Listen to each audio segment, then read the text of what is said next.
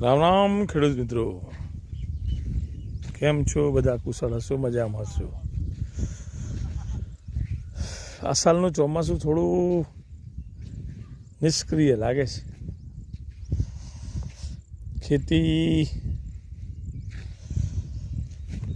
વરસાદની રાહ જોઈને બેઠી છે. વરસાદ પડી જાય તો મજા આવી જાય. શું કહો છો તમે?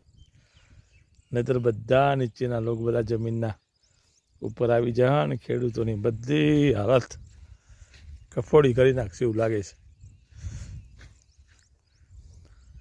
કરતા જઈએ છે કારણ કે ખેડૂત છીએ અને ખેતીમાં